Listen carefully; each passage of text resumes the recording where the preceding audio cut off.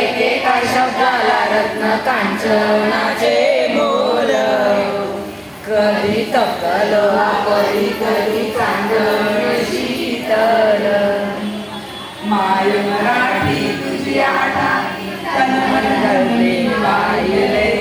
तुझ्या नामी तुझ्या नामी अखंड रंगून राहिले. कृष्णामधी तुझी गोडीचा खायाची मजा आहे. मला आवडे तुझा तुझीच निर्मळ अंगाई.